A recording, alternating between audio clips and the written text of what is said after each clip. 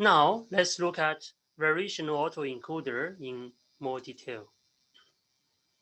So let's look at the probabilistic modeling in variational autoencoder.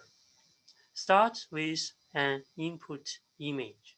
So this is a input layer X. And in the encoding process, what we are doing is we are doing inference. We are trying to infer the model, the distribution parameter for Z, for our latent representation. So our latent representation is assumed to have a latent distribution. In this case, a Gaussian distribution. So we know from the sufficient statistics that we only need to estimate the mean and the variance or standard deviation to fully specify this distribution. Therefore, we construct a neural network that can generate the mean and variance from an input X. So this is the distribution Q of probability of Z given X. Because once we have this distribution, we can sample from the distribution to generate Z. So this is the encoder and the inference network. The parameter here is phi. That is the parameter for the neural network. And then in the decoding process, which is a generative process, we have Z.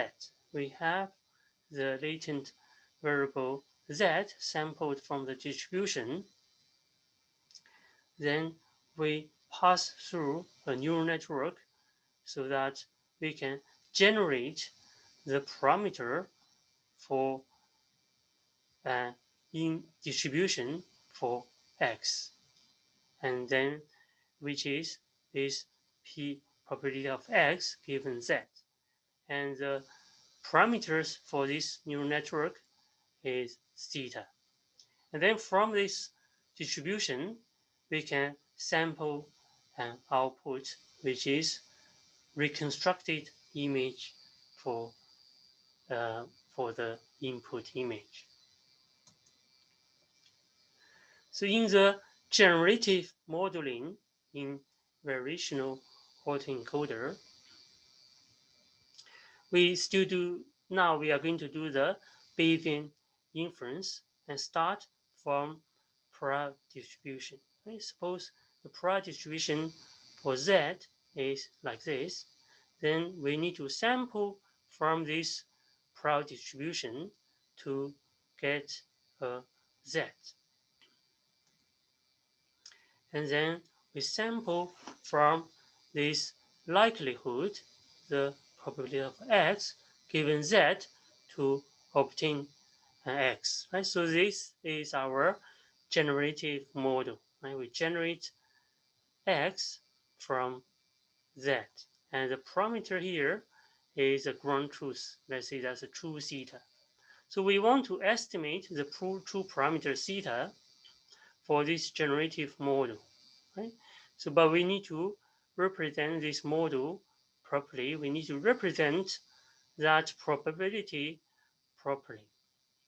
And in variational autoencoder, we choose the prior probability of Z to be very simple Gaussian distribution, right? So that we only need the mean and the variance.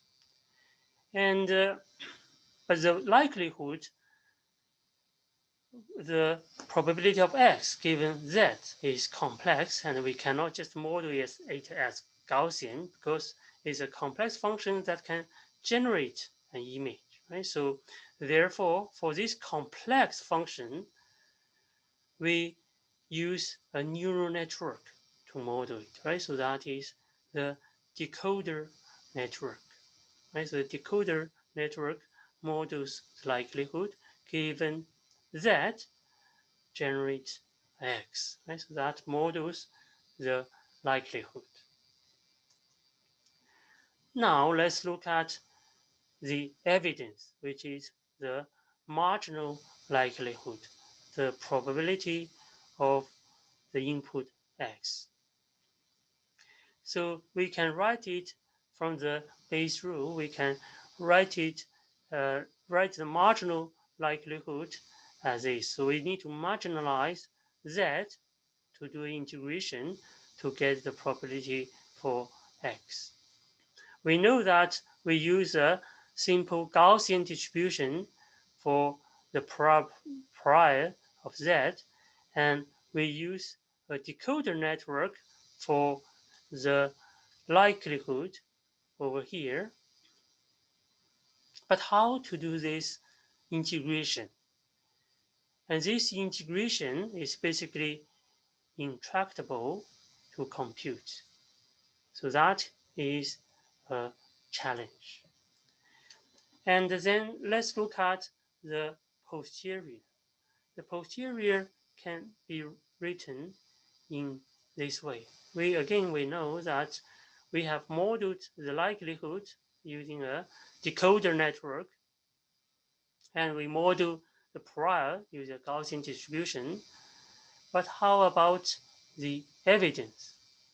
We know from here that the evidence is intractable to compute, right? The evidence is intractable to compute, so the posterior is also intractable to compute. The solution in variational autoencoder is to define an additional encoder network, which is the probability of z given x with parameter phi, so that this will approximate the probability of z given x, which is the posterior. Right? So this so we introduce an encoder network trying to approximate the posterior to make the problem tractable. And so this method, using a one distribution to approximate another distribution, is called a variational inference. So that's why we call it variational autoencoder. And we formulate the objective to be maximize the evidence lower bound, which is called elbow. So that is the evidence lower bound, right? Written like this. This is the negative of the loss function in the previous section. Right, so let's look at the encoder network. We have our input data, and the encoder network will generate the mean and the variance for the distribution of z conditioned on the input x. So here, this encoder network is aiming to make the approximate posterior distribution close to the prior through this minimization of the KL divergence. So this is the KL divergence, which measures the mismatch between two distributions. So this is a encoder network. This is the encoder network, and this is the prior. Because the negative sign here, so maximize this means to minimize this KL divergence. And then from the mean and variance, we can sample z, right? We can sample z from this distribution, from this Gaussian distribution, to have value of z. So this is our whole encoder.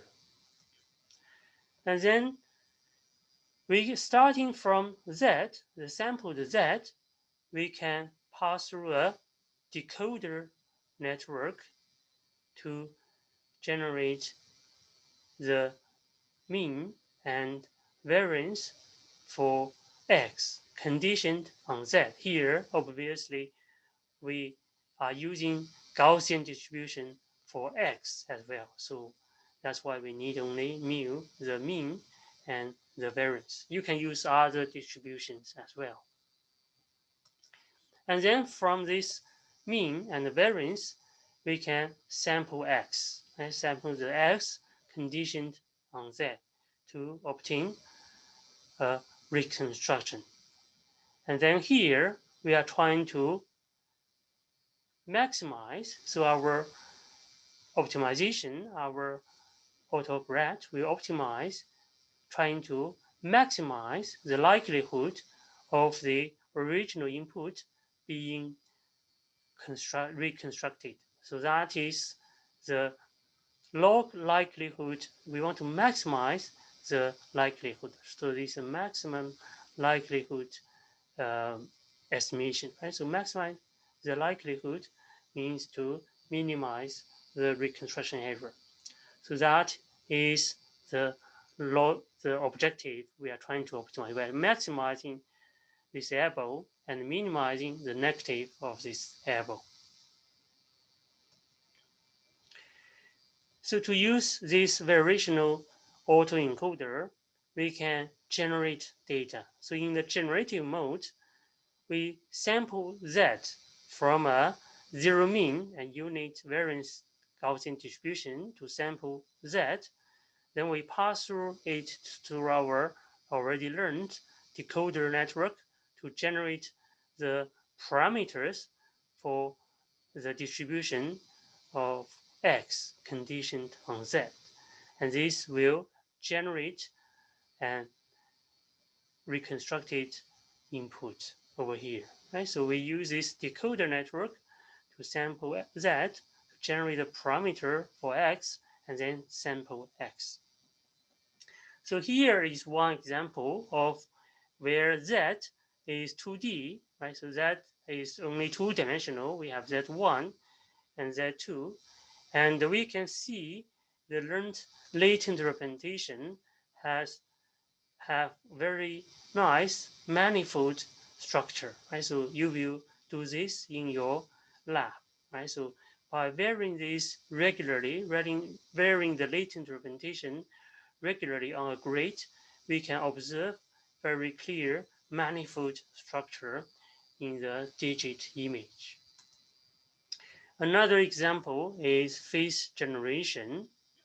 So here in this generative model, we usually assume a diagonal prior on Z. So diagonal prior means the latent variables are independent, right? So only the diagonal is non-zero, right? So they are independent. This means the different dimensions of Z will encode unrelated factors, right? Unrelated factors.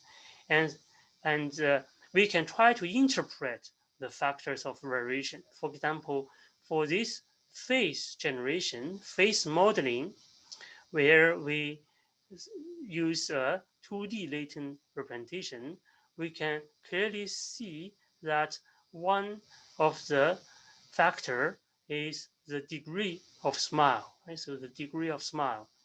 And another factor is the head pose, right? So this can lead to very interpretable representations.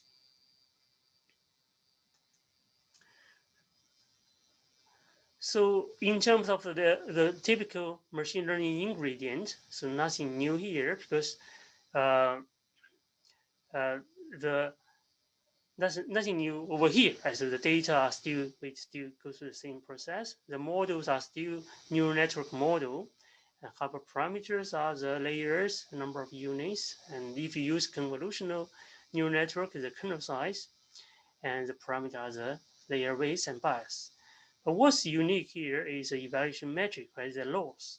Here we are trying to maximize the evidence lower bound, right? So the evidence lower bound or able. And for optimization, also nothing new here, right? It's just typical neural network stuff, right? Backprop and autograd. And lastly, we want to talk about the pros and cons of variational autoencoder. So variational autoencoder offers a very principled approach to generative model. Right? So it's a very novel approach and a very principled way to have a generative model.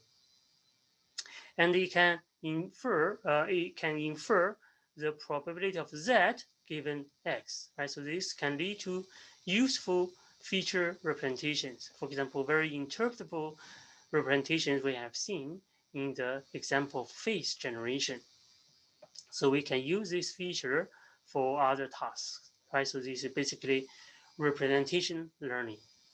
However, it also leads to the samples generated from VAE is also a bit blurrier and low quality compared to the state of art, such as GANs we see in the earlier YouTube videos. GANs can generate very high quality, sharp images.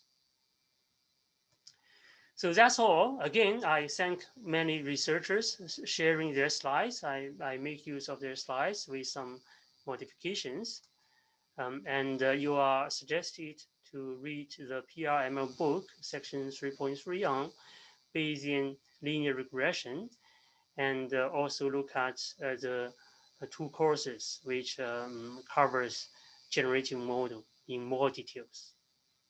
Right, so the remaining are the regular stuff. Right, so next I will move on to the lab notebook.